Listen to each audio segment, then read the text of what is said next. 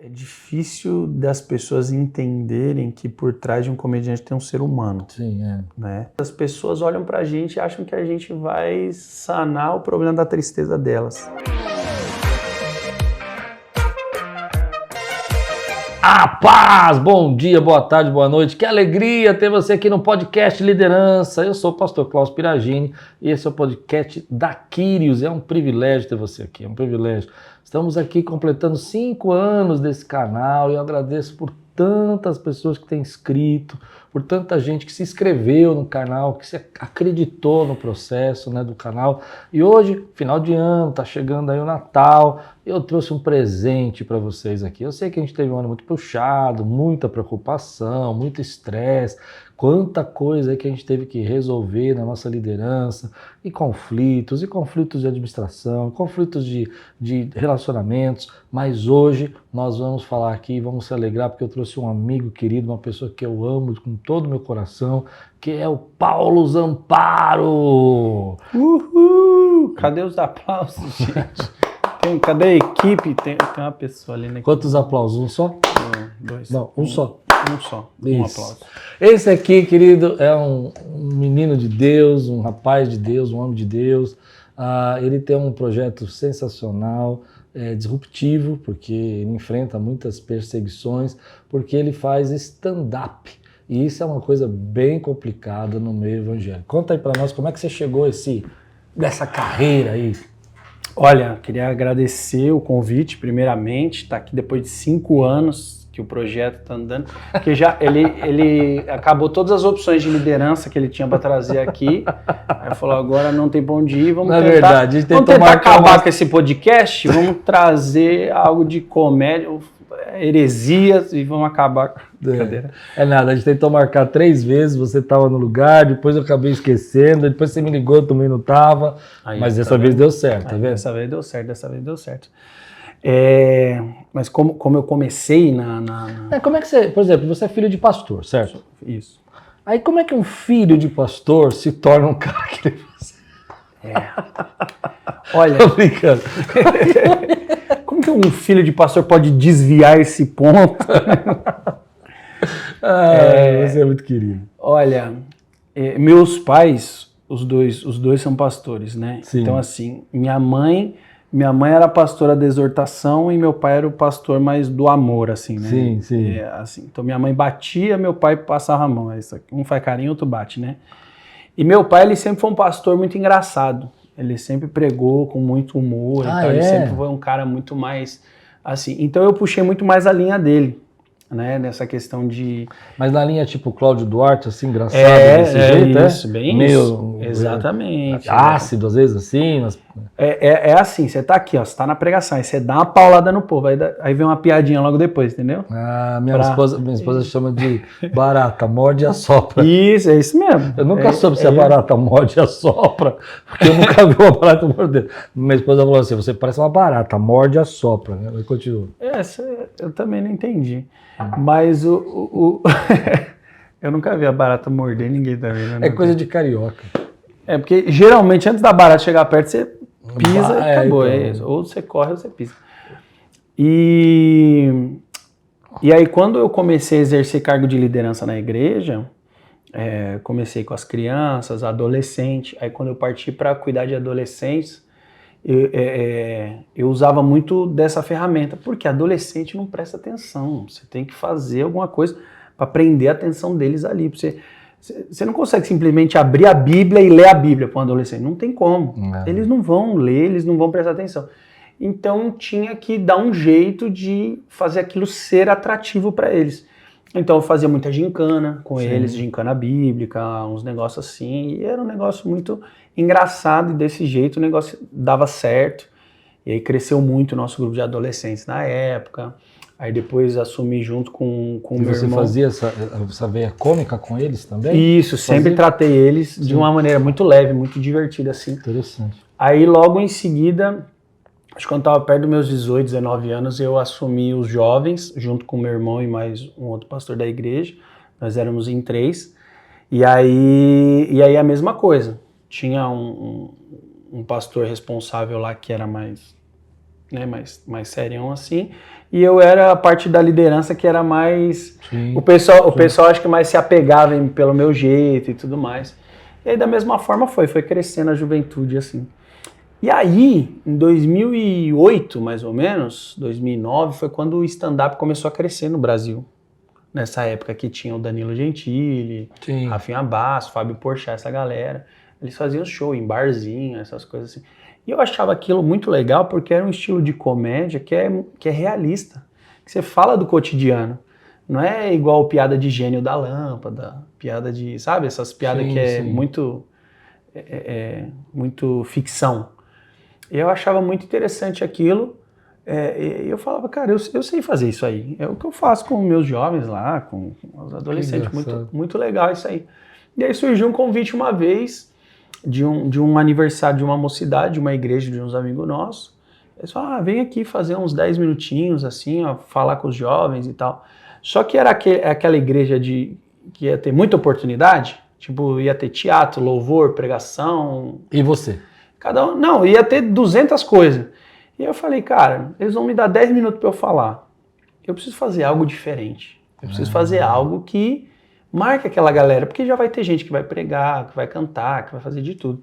E eu falei, cara, eu vou preparar um stand-up aqui, vou fazer um negócio diferente. Isso foi 2011, mais ou menos, 2010 para 2011, assim. Uau. E aí foi muito legal. A galera deu umas risadas lá e tal. E aí quando acabou, veio um jovem me procurar no final e falou assim, cara, pô, gostei muito do que você falou, ri muito, assim, foi muito legal e tal. E eu venho para a igreja desde que eu era criança, minha avó me arrasta para a igreja, mas eu nunca me firmei, nunca aceitei Jesus. Aí começou a confessar do nada para minhas coisas. Eu vou para balada, eu pego as meninas, eu faço uns negócios errados, assim. Só que hoje, eu ouvindo você, eu senti uma alegria diferente, assim, sabe? E pela primeira vez eu senti vontade de aceitar Jesus hoje. Olha, que coisa, hein? E aí eu fiquei... Não, a minha primeira reação, na minha cabeça, eu falando, que menino doido, cara. Como que assim, eu contei umas piadas lá e o cara quer aceitar? Pra mim não fazia sentido aquilo. Sim. E aí chamei o pastor lá da igreja, que a gente estava, eu não estava na minha igreja, né? A gente orou pelo menino, o menino aceitou Jesus, beleza, fui embora. E aquilo começou a borbulhar na minha cabeça de uma forma que eu falei assim, cara, será que eu consigo usar o humor como uma ferramenta para alcançar os jovens? E aí um outro pastor que estava lá nessa igreja, aí me convidou, falou, não, vem aqui falar para meus jovens. Aí o outro, vem aqui falar para meus jovens. Aí eu comecei a ir uma igreja ou outra, falar para os jovens assim, e aí fazia isso. Fazia aqueles 10 minutinhos de stand-up, e aí comecei a pregar no final. E você lembra o que foi a primeira brincadeira que você fez com ele? Você tem memória disso? Caramba, faz muitos anos, né? Faz muito tempo, Porque faz muito tempo. Mas eu vou te falar assim, eu olhando hoje, 14 anos depois, eu falo assim, era muito ruim, velho. É porque a gente evolui, né? A gente aprende, a gente melhora. Pra você ter ideia, eu falei assim, cara, eu preciso muito aprender a fazer isso aqui. Mas quero fazer bem, fazer direito. E aí eu olhava para os lados, ninguém na igreja fazia isso. E aí o que eu comecei a fazer? Eu comecei a ir nos barzinhos. Assistir os caras lá. Assistir e participar, e pedir para participar. E aí foi onde eu conheci Thiago Ventura, Afonso Padilha, toda essa galera hoje que é enorme, gigante cenário, eu já fiz show com esses caras em barzinho para 10 pessoas, 15 pessoas. Olha só. Isso em 2011, 2012, que os caras estavam começando. A gente pode tirar daí 2 lições de liderança, né, que eu queria que você explorasse, né? Eu vejo que hoje muita gente quer fazer uma carreira, mas não quer passar pelo processo, né?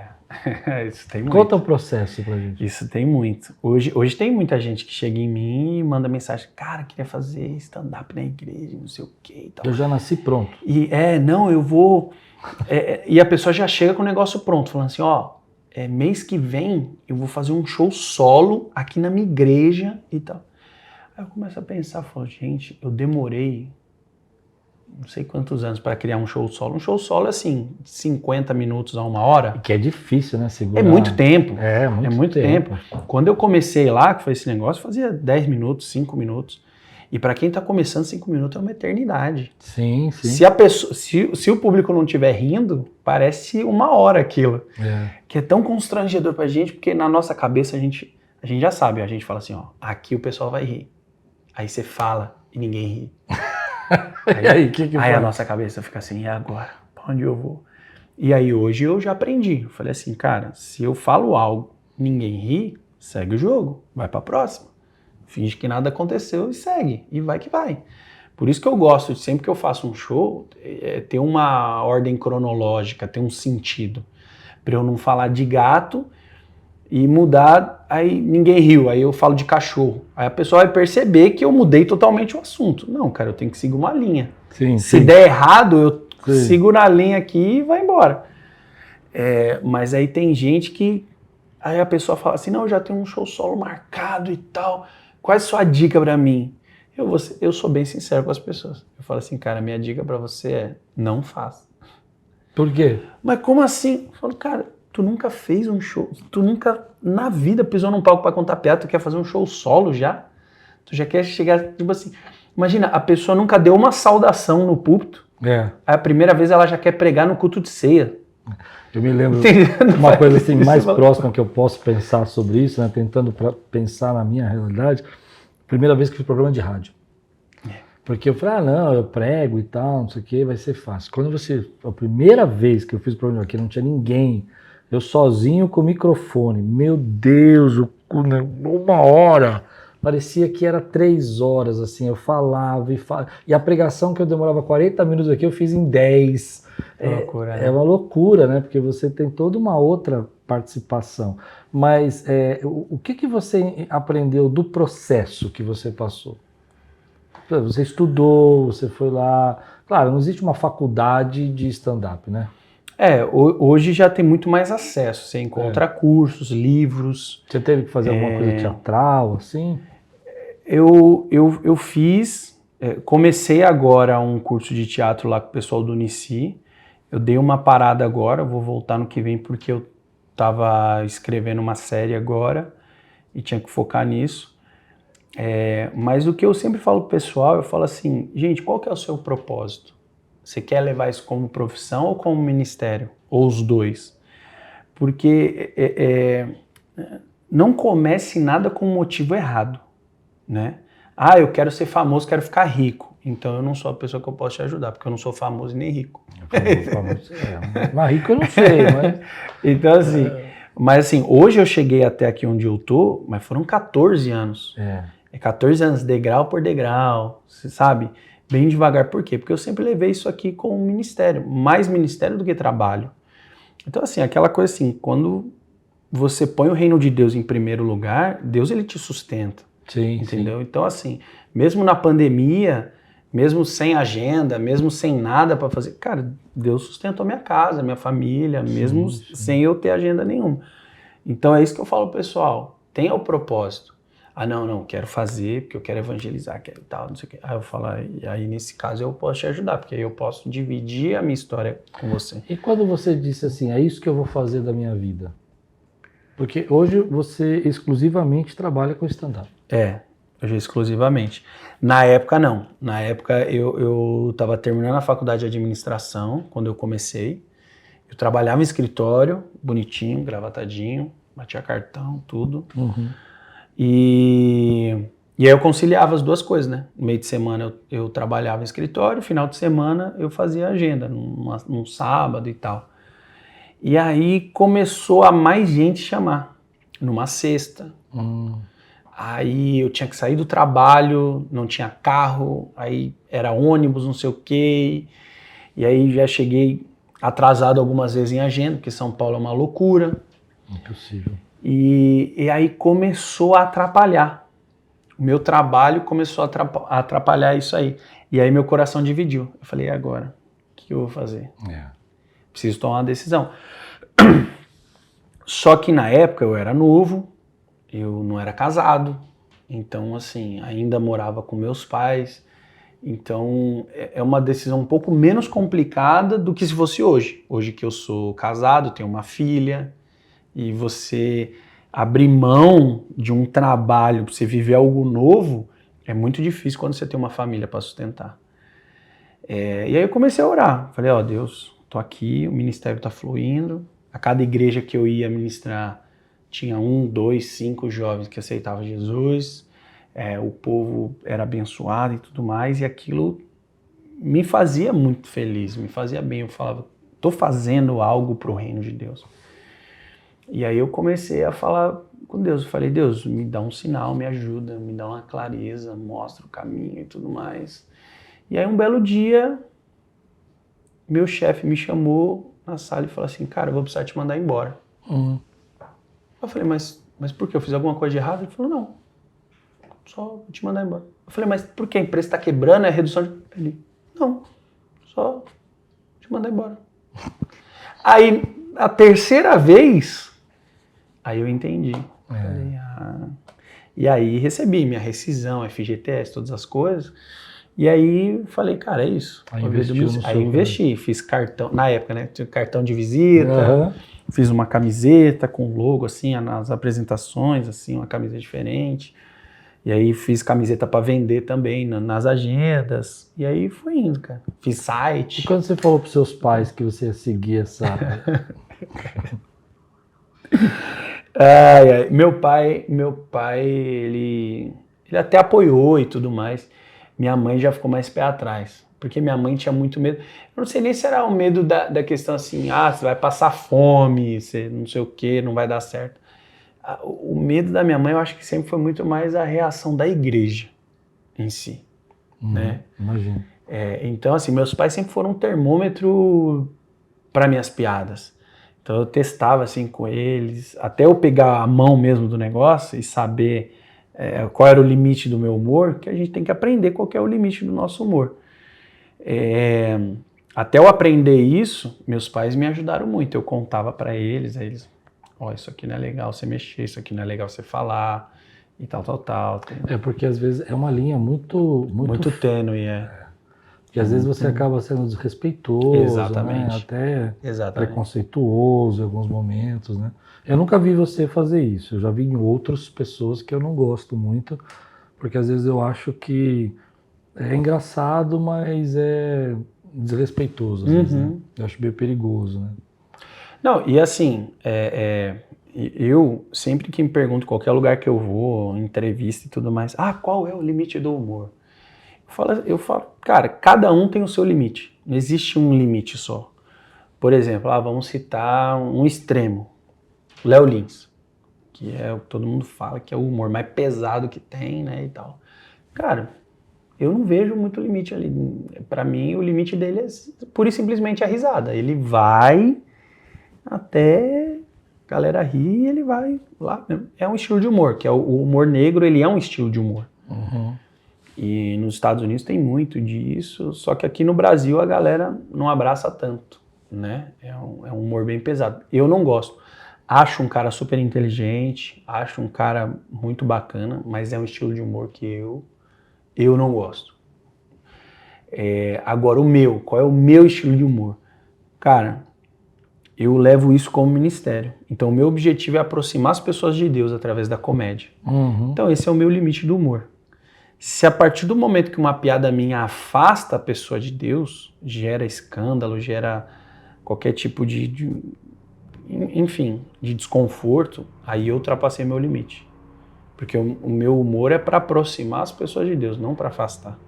Então aí chega num outro ponto da liderança. Você teve que estabelecer claramente qual é o seu propósito. Exatamente. Para não se perder, né? Exatamente. Porque se você não soubesse exatamente o seu propósito, você podia cair perder completamente o objetivo de atrair as pessoas para Jesus, até ao contrário, escandalizar. E tudo que a gente faz pro reino de Deus tem que ter um propósito. Não é fazer por fazer. Vou fazer humor porque eu quero ser engraçadinho. Não, cara. Mas você tem algum case assim de uma apresentação que você fez e tal, que marcou você assim pelo impacto que você gerou nas pessoas? Você já contou uma já de um rapaz que se converteu logo na primeira. Mas algumas coisas assim na sua jornada, na sua estrada aí, que você lembra que você, isso aqui, sabe, ficou no meu coração, tudo, né? Então, quando virou a chave para mim, a primeira vez aconteceu isso, desse menino, E aí eu comecei e tudo mais, fui indo e tal. Aí aí surgiu o Facebook, né, 2012 mais ou menos ali. Comecei a postar alguns vídeos e, nossa, aí começou a chover crítica. Chover crítica. E eu não lidava muito bem com as críticas, porque na minha cabeça eu estava fazendo algo bom. E eu falava assim, gente, como assim as pessoas estão me batendo? Eu estou fazendo algo bom, eu queria mostrar isso para as pessoas. Eu discutia com elas. Eu falava assim, não, você está entendendo errado. Isso aqui é... E as pessoas são muito cegas. Religioso é muito cego, não adianta você falar. Você desenha, você mostra, não adianta. Se ele aprendeu daquele jeito, se botaram na cabeça dele daquele jeito, não tira. E aí aquilo me fazia muito mal. Até um dia que eu fui convidado para ir numa igreja bem tradicional. Bem tradicional. Te convidaram sabendo que ia ser... Então, pois é. O líder da mocidade lá me assistiu numa outra igreja. Aí falou, cara, vai ter o aniversário da mocidade aqui na igreja e tal. Vai lá, beleza. Aí fui. Aí cheguei lá, 218 oportunidades, todo mundo cantou, todo mundo deu uma mensagem. Aí o pastor chamou o preletor da noite. Ai, meu Deus. Aí ele falou meu nome. Eu falei, gente, eu sou o preletor. Eu nem sabia o que era preletor na época. E já aprendi uma palavra nova aquele dia. Aí comecei a falar. Só que naquela época, eu era muito novo ainda. Não tinha esse negócio de introduzir. Para mim, a pessoa já sabia, já tinha avisado o que ia acontecer. Então eu já ia direto pro stand-up. Blau. E aí chocou, meio assim, sabe? Imagina. Quando tem uma piada assim... Mas talvez o cara tenha te usado ali só para provocar o pastor dele também. Então, não sei. sei. Já vi uma situação dessa. Mas o que gerou depois, aconteceu isso. Aí eu vi, assim, eram alguns jovens na frente ali, nas fileiras da frente, e para trás era só Matusalém e a galera ali de 200 anos. Parece. 200 anos? 200 era o mais novo. E aí eu vi que deu uma chocada assim, mas os jovens deram risada. Então. E aí eu segui, aí contei mais uma. Aí os jovens deram uma risada. Aí começou um burburinho assim na igreja, assim, de começar a falar. Aí do nada uma senhora levanta no meio da igreja. Isso é um absurdo! O que tá virando a igreja? E contando piada, que isso não é lugar de piada e não sei o que, babá. Aí eu com o microfone assim, assustado, eu olho para trás, estava o pastor bem atrás. Eu não tinha nem subido no púlpito, né? Tava lá embaixo. Aí eu olho para trás, o pastor tava bem atrás de mim, me pedindo o microfone de volta. Oh. E aí eu devolvi o microfone, sentei e não entendi. Sabe quando você não entende o que aconteceu? Você fala assim, mano, o que aconteceu aqui? Aí eu sentei e fiquei ali. Aí o pastor pregou, acabou a pregação, aí ele me chamou, o povo indo embora, ele me chamou lá e começou a conversar. E falou assim, queria te pedir desculpa. Eu acho que o fulano não explicou como que era a nossa igreja, ele não me passou o que você fazia, e isso vai contra a liturgia da nossa igreja. Foi legal, cara. Até. Aí eu falei, caramba, liturgia, outra palavra que eu aprendi aquele dia. Aprendi muita coisa aquele dia. Só que quando ele estava me falando isso, o líder da mocidade subiu no altar e já falando um monte. O senhor me desrespeitou na frente do meu convidado. Isso não se faz. E tal. E começou a gritar. Eu achei que ele ia pra cima do pastor mesmo. Meu Deus. E aí o que eu fiz? Eu apaziguei o negócio. Aí eu cheguei nele e falei assim, mano, calma, ele é teu pastor. Não, mas ele tá errado. Eu falei, não importa se ele tá errado ou não, ele é teu pastor, cara. Meu Deus do Você céu. não pode falar assim com ele e tal. Aí eu apaziguei o negócio. E aí fui pra casa. Quando eu entrei no carro, que eu fechei a porta do carro, aí eu caiu minha ficha. Você pensou em desistir? Aí, comecei a chorar no carro. Imagina. Nossa! Eu falei, mano, que humilhação. Eu Eu fui expulso de uma igreja, eu fui assim, sabe, não deixaram eu falar, me impediram de falar. Que loucura aquilo. E a pregação do pastor foi cheia de indireta também sobre isso. Ele foi legal no final comigo, mas a pregação dele foi só... bateu. Só...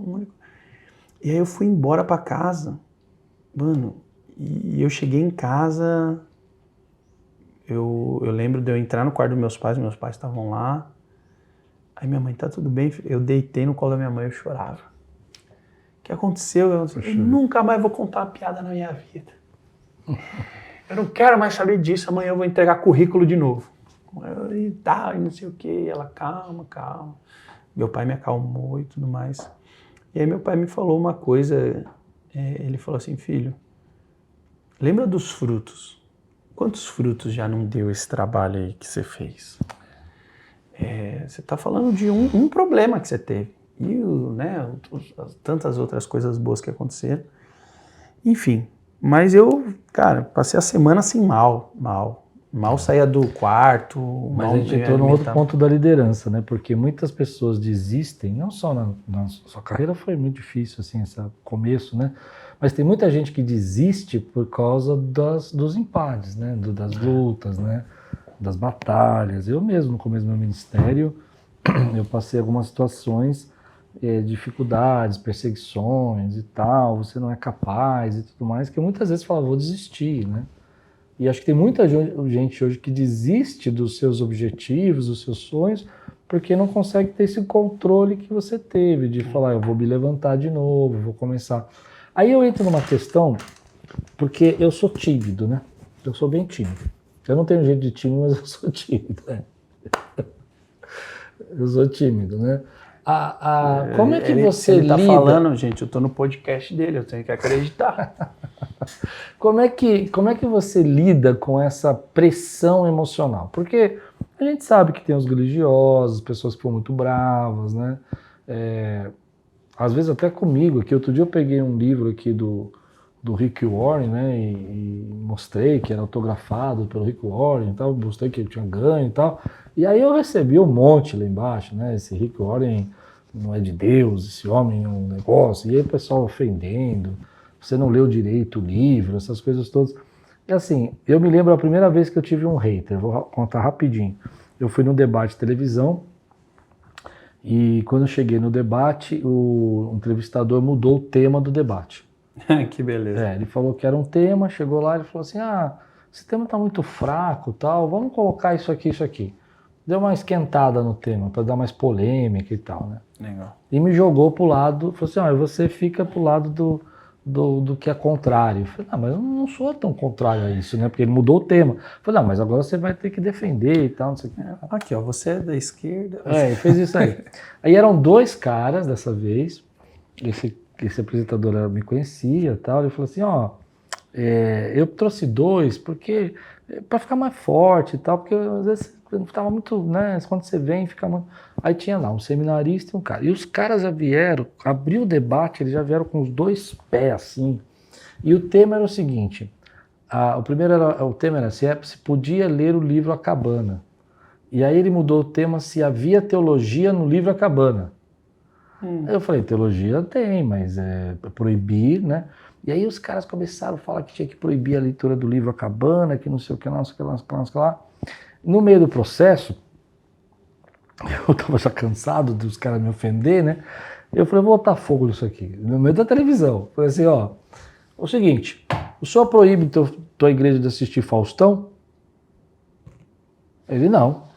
E assistir novela? Não. E ler jornal? Não. Falei, então, tudo tem teologia. Tem novela aí que tem teologia espírita, tem Faustão, outro dia tava falando. Aí o cara ficou bravo, não sei o que lá. Tudo bem, acabou o debate. Aí no dia seguinte eu fui lá no Facebook, os comentários. Aí os caras começaram, realmente, esse pastor estava aí falando, realmente tudo tem teologia, e começaram a brigar com os caras lá. E eu falei, nossa, ninguém vai reclamar de mim. Aí nos últimos que estavam chegando assim no final, o cara escreveu assim, e esse de branco aí é um idiota. O idiota era eu.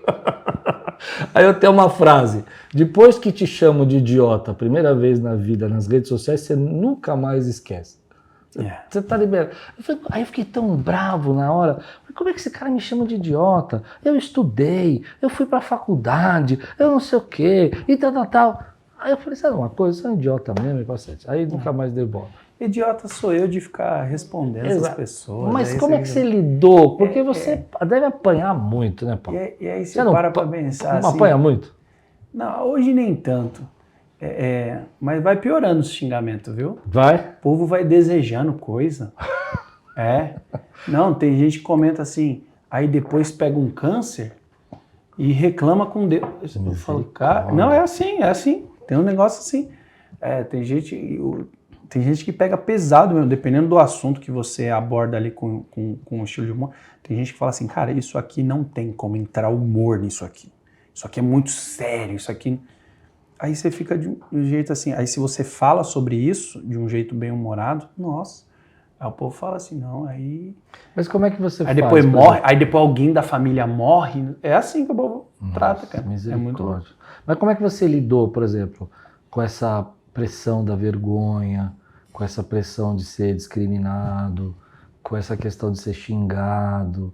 Como é que você encontrou equilíbrio? Como é que você não... Então, aí foi uma chave. Isso, essa chave que eu quero que você me ensine. Quando eu passei essa uma semana em casa, mal, minha mãe teve até medo de eu estar entrando em depressão, assim, sabe? Eu não saía do quarto de jeito nenhum. Meu irmão é baterista, né? Meu irmão até já tocou com o Rogerinho também. Meu irmão é baterista muito, muito bom, assim. Ele foi tocar numa igreja, na semana seguinte que aconteceu esse episódio comigo lá dessa igreja, aí ele me levou junto, me arrastou junto, aí sentei lá no fundo da igreja, cruzei meus braços, assim, fiquei. Aí antes deles tocarem, subiu um menino pra cantar rap, né? E era uma igreja tradicional também essa aí. E aí cantou rap, aquelas letras pesadas, né, de rap que o povo dá umas exortadas, assim. Falei, esse menino é crente aí. E aí acabou o culto, a gente foi comer, né? E aí esse menino do rap veio falar comigo. Aí ele falou assim, Paulo, você lembra de mim? Aí eu falei, não, quem é você? Aí ele contou a história dele. Ele era aquele primeiro menino que aceitou Jesus, lembra? Aqueles 10 minutos que eu falei na igreja. Sim. Encontrei ele 2 anos depois, no altar, cantando na igreja. E aí ele falou pra mim, cara, eu ganhei toda a minha família pra Jesus. Meu pai, minha mãe, meus irmãos. Hoje eu vou com o meu pastor nas escolas, eu canto rap, meu pastor prega. A gente ganha vários jovens pra Jesus nas escolas e tal. E aí ele começou a chorar, assim, me abraçou e falou, cara, obrigado que através das suas piadas, Deus mudou minha vida. Aí nesse dia eu falei, cara, é isso, é o que eu tô fazendo, então... Mas como é que mudou a chave? Assim? Não, e aí foi nesse momento que eu falei assim, vai ter crítica, mas ó os frutos. Foi o que meu pai me falou, ó os frutos. É isso que a gente vai apresentar um dia, são os frutos. Mas tem hora que ofende, né? Quando ofende a mim, hoje tá tranquilo.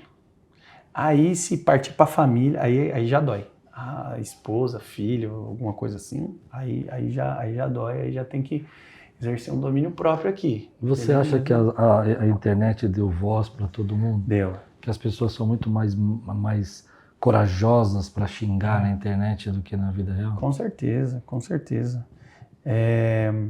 As pessoas... Eu já fui em muitas igrejas, quando você está ali em cima do púlpito, você enxerga, né? Sim. Vê todo mundo. Então eu consigo ver aqui todo mundo, quem está rindo, quem está se divertindo e quem não. Pessoas que ficam assim, pessoas que ficam observando, que ficam olhando feio, que ficam analisando. O que você faz? Não, eu segue a vida, o pessoal tá rindo, só tá ele ali no canto, não tem que fazer nada, deixa Mas lá. atrapalha, né? Às vezes você põe meta. Você fala assim, caramba, eu preciso fazer aquele cara rir. Ele vira sua régua. Minha régua. Se esse cara rir, eu tô no nível... Se esse cara rir. E assim, só que o que acontece? Quando a gente passa do humor para a parte da administração, muda ambiente, muda tudo. E aí é um ambiente de adoração, é um ambiente de quebrantamento. Você fez aqui com os casais isso, né? Foi bem bonito isso. Isso, dos casais também. O dos jovens, a gente traz muito mais para uma atmosfera assim de tipo evangelismo mesmo, de quebrantamento e tal. Aí entra louvor, um apelo. E aí no final, geralmente são essas pessoas que vêm falar que você viu que a pessoa não riu nada. E aí depois de ver o que Deus fez lá, através da comédia no final e alcançando as pessoas, aí são essas pessoas que depois chegam e falam assim, nossa, que bênção, hein? Que ela não riu nenhuma vez. Gostei muito. Ela não riu nada. Gostei muito. Já aí eu fico assim. Uma vez eu tava pregando e o cara ficava assim pra mim, ó. O cara bravo assim, ó. Ele fazia umas caretas pra mim. Eu falei, meu Deus. Aí quando acabou a pregação, ele levantou e já veio pra frente. Eu falei, ixi, mas esse rapaz vai me bater. Tomei. Eu vou apanhar aqui e tal. Aí ele veio correndo pra frente, aí quando ele parou na minha frente assim, ele falou, foi uma bênção. Eu comecei a rir. Eu falei, graças a Deus. Eu achei que eu ia apanhar. Mas é difícil. Mas você sabe que no começo da minha pregação, agora não, agora realmente eu penso que nem você. Eu usei uma técnica. Porque assim, eu me sentia um pouco influenciado, né? Tá todo mundo dando glória, todo mundo levantando a mão, todo mundo falando amém, não sei o quê. E o cara lá, né? Parece que tá matando você, né? A minha técnica, eu olho para quem tá feliz. Para quem tá feliz. Foca em quem tá feliz. Você faz isso também? Às vezes sim. Tipo, ficar olhando para esse cara, não. Vou olhar para quem tá feliz. Porque quem tá feliz vai passando essa alegria para você e você vai continuando. A né? maioria dos lugares que a gente faz um esquema meio que de teatro, né? Ah, como é que vocês fazem? Então, liga o foco de luz assim, aquele de frente, né? Um foco de luz e deixa a igreja apagada. E vocês não veem ninguém. E aí não vê muita gente. Vê às vezes a primeira, a segunda fileira assim, porque a luz quando vem no olho aqui, aí fica muito escuro, né? Isso ajuda um pouco, né? A esconder. Porque pra mim, quando eu vejo aquela pessoa que não tá rindo muito, aí eu falo, desviado, né? Você fala o quê? Desviado? Desviado. Mas você acha que não atrapalha? Eu acho que atrapalha. Por exemplo, no meu caso, assim, eu foco 5, 6, 7 pessoas que estão rindo bastante. Então, tem gente que eu até brinco, tem gente que é legal você pregar, porque a pessoa quer falar com você, ela quer compartilhar. Quando a igreja tá avivada, você fala uma frase, aí a pessoa, glória a Deus! Eu olho para essas 5, 6 assim e vou pregando assim, para cá, 2, 3 aqui, 3 aqui, 3 ali. Porque aí eu não fico olhando, porque eu me lembro uma vez que eu fui pregar em Curitiba, num casamento. E estava sentado eu já preguei várias vezes em Curitiba, mas nunca tinha feito um casamento em Curitiba, né? E aí eu inventei de começar com uma piada no casamento.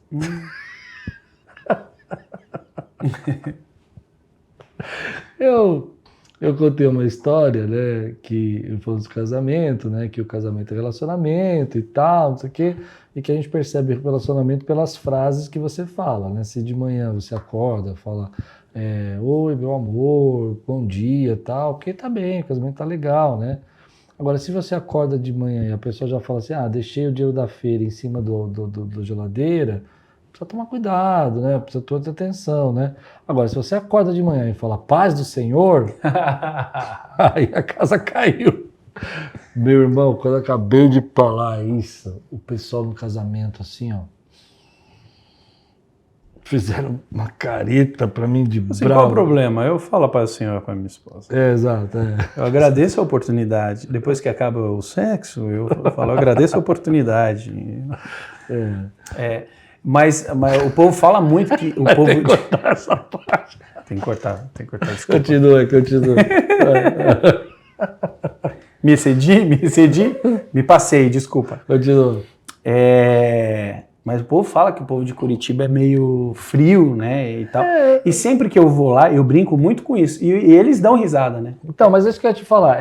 Eu falei isso para te fazer essa pergunta. Você acha que o humor é regional?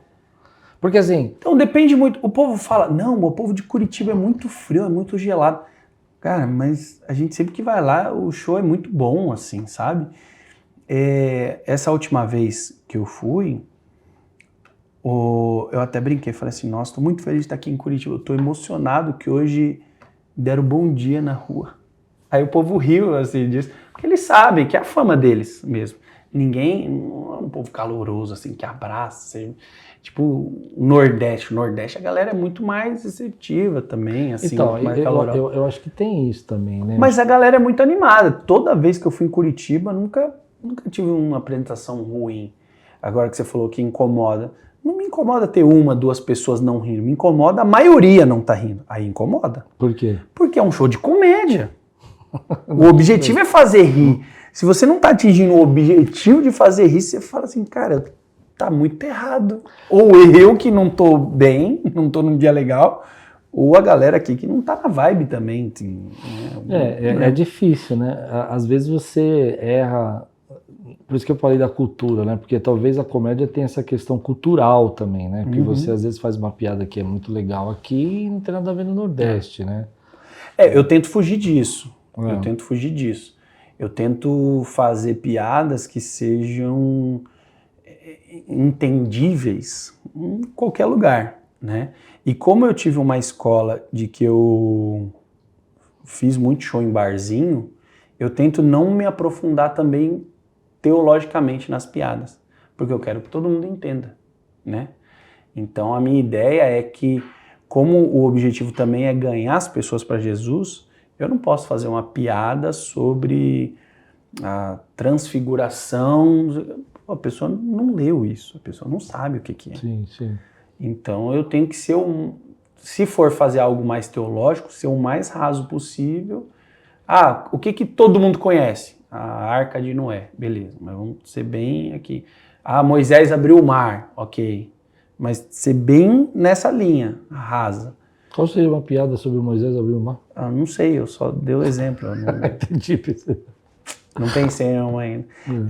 Mas enfim, coisa assim. Não, por exemplo, tem uma piadinha que eu falo de dar aula para as crianças. Que você não consegue finalizar uma história dando aula para as crianças sem ser interrompido. Não tem essa possibilidade. Então aí você começa a aulinha, aí você vai contar a história de Moisés. Moisés tinha uma irmã chamada Miriam. Aí a criança já... Aí você fala, o que foi, filho? A minha tia chama Miriam.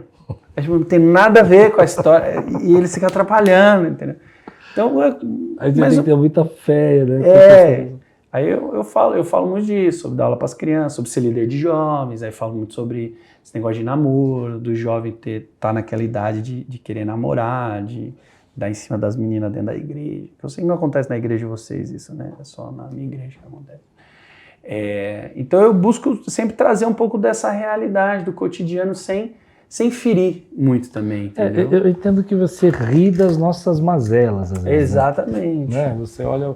A igreja tem as suas mazelas, né? A gente tem as nossas coisas engraçadas, né? E o religioso, ele quer esconder isso. Ele acha um absurdo porque ele fala assim, não... Eu me lembro quando eu comecei a pastorear, veio uma irmã querida e tal, e ela estava bem barrigudinha assim, né?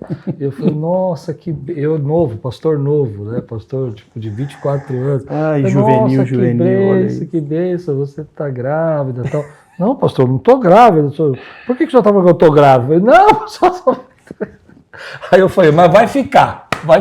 Receba. Para a glória do Senhor, ela ficou grávida um mês depois. Aleluia. Aí, tá vendo? Você estava só profetizando Aí foi, nossa, que revelação que eu tive, né? Agora, eu acho que você falou uma coisa interessante aqui, né? Você falou sobre essa preparação que você tem que fazer, porque no teu projeto, né, eu entendo que tem a parte cômica, mas tem a parte da administração também, né? Você vira o negócio. No meio do projeto, você vira... Eu me lembro que aqui nos casais você estava brincando e tal, de repente você falou, não, vamos ficar de pé, e começou a falar sobre a importância do relacionamento, né, e pediu para todo mundo se abraçar. Foi bem bonito aquela parte, eu vi muitos casais chorando e tal. Então, eu queria perguntar para você, seria como se preparar para fazer uma peça de teatro? Seria como escrever um enredo? Como é que você faz essa parte do bastidor? Você ensaia em frente ao espelho, você testava com seus pais, eu entendi, mas como é que você escreve isso? A primeira coisa é sempre anotar a ideia. É sempre anotar a ideia para não perder, porque senão você perde. Assim, às vezes você tem um insight assim, se eu abrir aqui, ó, por exemplo, o meu bloco de notas é lotado de ideias, ó, isso tudo são ideias que aí vai anotando. Então, por exemplo, anotei aqui piadas de Natal. Vamos lá. Aqui já anotei umas ideias. Fala uma aí. Não, ainda não desenvolvi. Não, mas eu quero ver. Mas são as ideias. Eu quero saber como não é desenvolvido. Por exemplo, Natal de crente. Natal de crente tem comida para 3 meses. Uma mesa de fruta enorme que ninguém come. Briga pela coxa do peru. E na bolsa, todo mundo sempre leva aquele potinho que é para levar um pouco para casa. Não assim, leva para casa. Não sei o quê. Mas aí tira uma tapoer do bolso. Todo mundo tá pronto para levar para casa. A troca de presentes depois da meia-noite, todo mundo tem. Hoje só ganha presente os mais próximos. Pai, mãe, irmão. Ninguém mais tem dinheiro para dar presente pro primo, pra tia, ninguém dá. No máximo um sabonetinho da Natura, que é o máximo que dá. Aí você vai pondo tudo aí. Isso tudo anotado. Então eu anotei algumas coisas. O que tem no Natal? Agora como é que você vai desenvolver isso? E aí a ideia é botar piada nisso e fazer uma ordem cronológica. A ideia é chegar assim. O que é botar piada, Paulo? É o que a gente chama de punch, né? Que é o punch no inglês, que é o soco, né? Que é aquela coisa que o negócio te acerta. Certo. É um negócio que você não tá esperando, e aí é algo que te acerta de um jeito que você ri, que você não tá esperando aquilo, entendeu? Sim. E aí você tem que parar, tem que pensar, talvez, às vezes usar o exagero, né? Por exemplo, aqui, uma coisa exagerada que eu anotei, o amigo oculto, que é o amigo secreto. Que nunca é justo o amigo secreto da família. Você dá um air fry, mas você ganha uma meia. Tipo, é um exagero isso aqui, tá vendo? Você dá um negócio que custa R$500 e você recebe um negócio de R$10. Usar o exagero muitas vezes traz a graça. Eu acho que o amigo oculto dos crentes é a maior tentação deles. Porque todo mundo quer puxar o papelzinho para cair com o cara rico da família. Também tem isso. As pessoas mentem no amigo oculto. É verdade. Porque hoje é online. Eu tirei o meu melhor. Não, hoje é online. É online. Mas antigamente era papelzinho. Então, muita gente assim, você pegava o papelzinho aqui, aí você fazia assim, ó. E você via na reação da pessoa se ela gostava ou não de que ela tirou. Se a pessoa fizesse assim, ó, aí guardava o papel, você fala, opa, ela gostou de que ela tirou. Se a pessoa fizesse isso aqui, ó. E aí, você que está assistindo esse podcast, você já e aí vê o detalhe, assim? ó o detalhe, a pessoa fazia assim, ó. Volta aí, eu me tirei. Ó a mentira. Tá vendo? Muita gente já fez isso. Já fez. A gente já fez isso. Mas aí você vai desenvolvendo o punch da piada. Vamos voltar. Essa é a ideia. É trazer a graça e botar tudo numa ordem cronológica. E aí você decora tudo? Aí a ideia é isso. É você ler, decorar e você às decora vezes... 50 minutos? Tudo é um roteiro, tudo é decorado. Aí às vezes alguma coisa assim acontece de improviso que você vai colocando no meio. Então, por exemplo, a interação no início do show geralmente é tudo improvisado. Então você pega uma pessoa e fala assim, você fulano, como que é seu nome? Tal, você trabalha com o quê? Não sei o quê. Aí é uma profissão meio diferente, aí você brinca. Você vai em cima da profissão dele. Se você vê que a galera tá gostando daquilo, você vai indo. E aí lá na frente você consegue trazer isso de volta, é o que a gente chama de callback. É você trazer uma piada que você usou antes de volta. Então lá na frente, tipo falar assim, tem uma piada dos casais que eu uso que eu falo assim, quando a mulher vira pro lado e quer dormir. Aí você fala, qualquer homem olharia essa cena e pensaria assim, já era, acabou, vamos dormir. Aí eu falei, eu não, eu sou empreendedor. Aí eu uso a profissão do cara que eu falei lá no começo. Eu sou vendedor de imóveis, sei lá, entendeu? Aí a galera lembra de tudo que eu brinquei, a galera ri, porque eu trouxe a profissão dele de volta pro negócio. Esse é o callback. É o callback. A gente trazer uma piada de volta lá na frente. E aí... Você sabe que na pregação, eu nunca chamei de callback, mas eu gosto de usar, não como piada, mas, por exemplo, geralmente eu faço uma história no começo para prender a atenção, e aí vou fazendo a pregação. No final eu puxo a história de volta. Isso. Para amarrar a pregação inteira. Exatamente. Algo que você falou lá no início, você traz no final.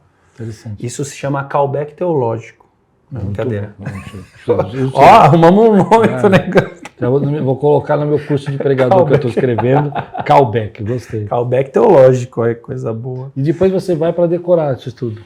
Aí a gente põe na ordem. Você quando começa um projeto novo, você vai para 50 minutos de uma vez ou você vai colocando, tipo, coloca 15 aqui e vai mudando sazonalmente, sabe? Não, a gente vai testando. Então, por exemplo, hoje eu tenho um show bonitinho aqui, 50 minutos, 1 hora, tudo testadinho. Eu sei que todas as piadas estão boas, redondinhas. Aí quero começar uma outra coisa. Natal. Vou acrescentando. Então agora você vai pegar o Natal, faz 15 minutos de Natal. Só que o Natal é uma piada que é sazonal. Então ela funciona mais agora, nessa época de final de ano. Então quando começar o ano mudar, já esquece essa piada.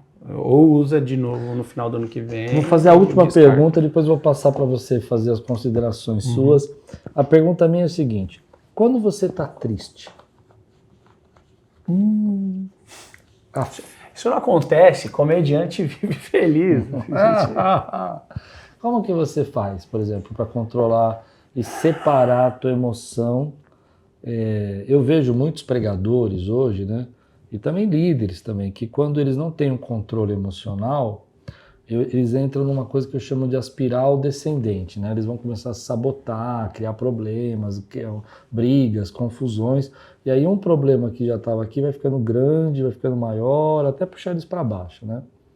Então, eu me lembro que quando eu comecei a pregar, no começo do meu ministério, parecia que toda vez que eu ia subir no púlpito, uma pessoa chegava e falava um problemaço, ou falava, antes de pregar, que ia sair da igreja, que separou, que não sei quem morreu.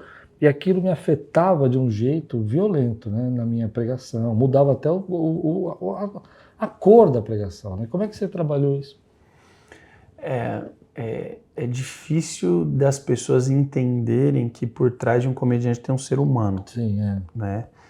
Então, eu vejo que até os pastores passam por isso, né? Que as pessoas descarregam os problemas em vocês, mas é difícil alguém chegar e perguntar: pastor, tá tudo bem? Você tá precisando de alguma coisa? Sim. Não sei o quê. Então, eles veem o pastor mais como um resolvedor de problema do que... E o comediante é a mesma coisa. As pessoas olham pra gente e acham que a gente vai sanar o problema da tristeza delas, mas que a gente não tem. E hoje, o que tem de comediante depressivo é brincadeira. É mesmo? Muita gente. O caso mais recente, o Whindersson. O Whindersson foi internado até. A questão dele psicológica foi tão grave assim que ele acabou afastando as redes sociais total, acabou se internando para se tratar e tudo mais. Por que você acha que isso acontece? É um mundo... Olha, isso é um dilema na minha vida, é uma briga que eu tenho interna, assim. Quando eu saí do meu trabalho para viver do ministério, eu tive muitos amigos que se afastaram. Por quê? Porque a nossa vida muda. Quem trabalha com essa parte de entretenimento tem que entender que os horários são diferentes. Por exemplo, a minha esposa é CLT. Então, nossa, amor, apareceu um evento para eu fazer lá em Fernando de Noronha. Não aconteceu ainda, mas eu profetizo. Mas era uma quinta-feira. Ela não pode ir. Né? Então, tem muitos lugares que eu viajo hoje que eu vou sozinho. Eu fiz uma tour agora nos Estados Unidos, fui sozinho. Porque eu fiquei 20 dias fora. É pesado. Entendeu? Então, assim, em fevereiro eu fiz também, fiz o Valentine's lá, aí ela conseguiu programar as férias dela do trabalho e ela foi comigo, ela e minha filha foram comigo. Mas mês passado, quando eu fui lá de novo, eu fui sozinho. Então tem isso. Eu já tenho esse problema no meu casamento, imagina fora. Então, assim, casamento de amigos, já perdi vários, aniversários. Hoje as pessoas até desistem de convidar. Não dá. Entendeu? Então, assim, às vezes me chateia, eu vejo lá nas redes sociais uns amigos, né, colegas, enfim, estão em algum lugar comendo, celebrando e tudo mais, eu falo, poxa, nem me convidaram. Eu não poderia ir, mas, sabe, só de ser convidado, você fala assim, lembraram de mim. Então, hoje as pessoas olham pra gente assim e às vezes deixam muito de lado. Isso é muito difícil, é uma briga com a gente. Eu gosto muito de ir no cinema, por exemplo. Só que eu não gosto, eu perdi aquele negócio de ir num cinema cheio. A galera vai na quarta-noite, sexta-noite, que é lotado o cinema. Sim. Eu não, eu vou numa segunda tarde. Sim. Vou sozinho. Só tem eu e a tela do cinema e tal. Então, a nossa vida muda muito e as amizades mudam muito também. Então, isso faz com que a gente tenha dias que a gente está mal, a gente está para baixo, acontece. As pessoas olham e falam assim, só porque você não está rindo, a pessoa acha que você está mal. É verdade. Porque acha que o comediante faz piadas 24 horas por dia. E não é. E que você é engraçado. E não é bem assim. Não é bem assim. A gente é 2 horas engraçado e 22 de mau humor. Esse que é o nosso dia, na verdade. Mas isso é interessante, né? Porque vocês aprendem a controlar as emoções, né? Eu vejo que tem muita gente hoje que perde a sua carreira, perde o seu propósito, porque não consegue controlar. A pessoa me tratou mal, a mulher do café brigou comigo, eu vou pedir a conta. Né? Imagina você lá no meio de um teatro com 1000 pessoas, lá, ou sei lá quantas, e todo mundo, ninguém rindo da sua piada, e você tem que terminar. Eu me lembro uma vez que o Miguel Falabella falou com a Cláudia Raia, eu nunca mais esqueci disso, né? E ele disse que eles estavam fazendo uma série de peça, como é que chama? Uma turnê, né? Turnê. E no meio dessa turnê, eles contavam as mesmas piadas, faziam as mesmas brincadeiras, faziam as mesmas caras, era tudo ensaiado, né? E aí eles falavam, de determinado teatro, eles chegavam e eles faziam a primeira piada, que nem era a principal, e todo mundo já tava... Aí ele falava assim, vamos que hoje tá muito bom, vamos que tá muito bom. No outro dia, eles estavam lá, era outro grupo que entrou, no mesmo teatro às vezes, só que era outro grupo, né? Aí ela fazia a mesma piada, fazia a primeira e ninguém. Fazia a segunda e ninguém. Fazia a terceira e ninguém.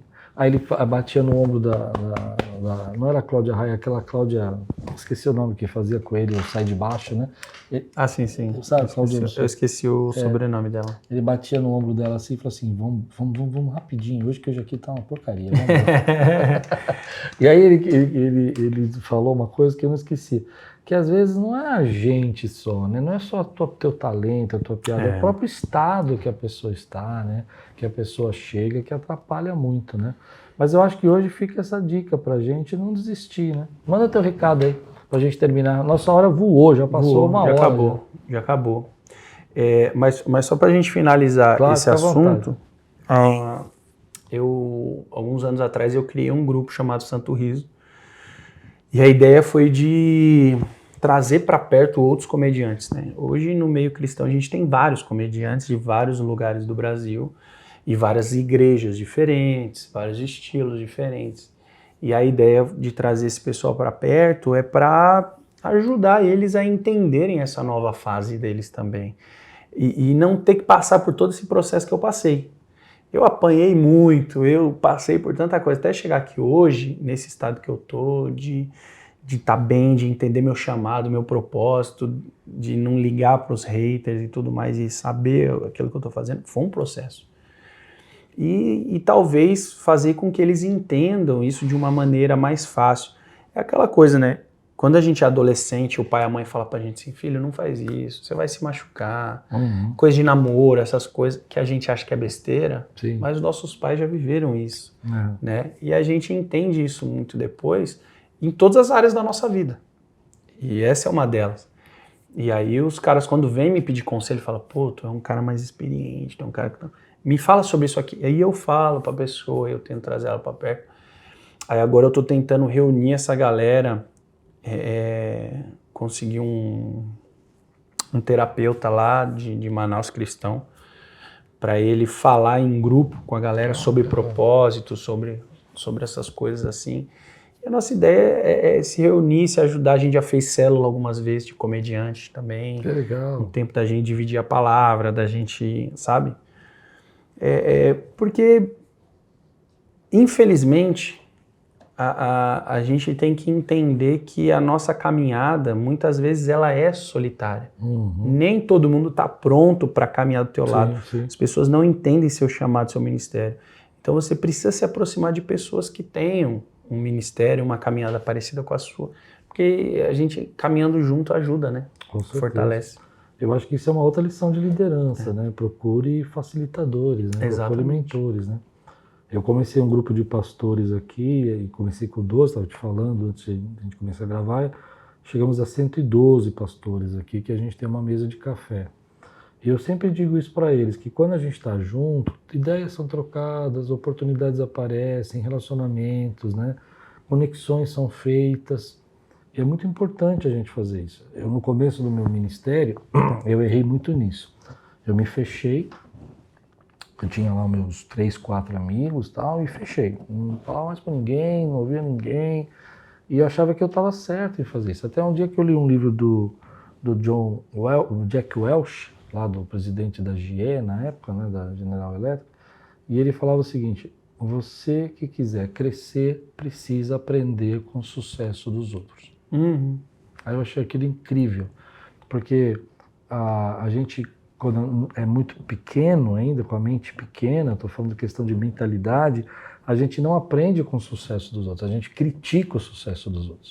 Exatamente. A gente não olha para você e fala, puxa, olha o que ele teve que fazer, ele teve que aprender, ele teve que ir nos lugares, ele teve que suportar a crítica, ele teve que achar um propósito, ele teve que estudar, ele teve que decorar, ele teve que testar. Então a gente acha que não, a gente só vê o processo terminado, né?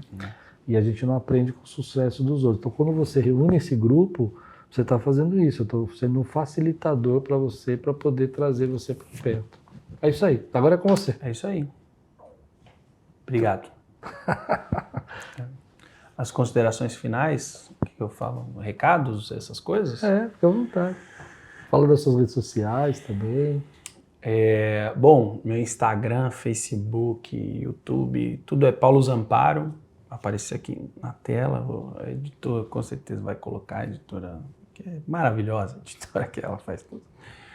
E quem quiser me convidar para ir aí na sua igreja, na sua empresa, nos seus eventos de casais, de jovens e tudo mais, também lá no meu Instagram tem todos os contatos da assessoria, etc. A gente vai lá levar uma palavra de Deus, levar alegria para as pessoas. Legal. Você faz empresa também? Faço. Tem gente que convida. Hoje tem muitas empresas cristãs, né? Então eles procuram, às vezes, algo diferente que não fira os princípios deles, né? Ontem mesmo uma pessoa me procurou, eu trabalho numa empresa assim, me passa uma proposta e tal.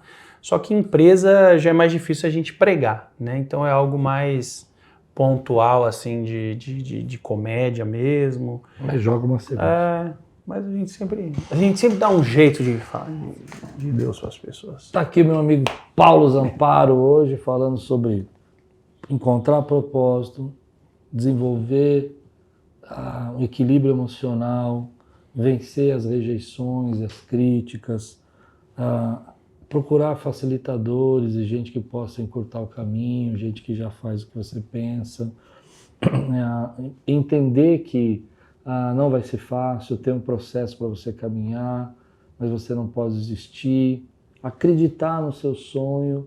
Olha quanta coisa boa a gente aprendeu hoje. Obrigado, Paulo. Aprendemos o que é preletor, aprendemos sobre liturgia, palavras difíceis que a gente aprendeu. É isso aí. Não brinque com isso, é só isso, é a lição. É verdade. Que Deus abençoe sua vida, uma semana de graça e paz. Não esquece de compartilhar, mandar para alguém que está pensando em desistir do sonho. Tem muita gente que está desistindo do sonho, do primeiro não que recebe, já abandona tudo. Manda para essa pessoa para ver como que é a gente crescer e vai conseguir. Porque se você tem uma palavra de Deus, você vai conseguir. Que Deus abençoe sua vida e tudo quanto fizer, prosperará. Aleluia. Fui.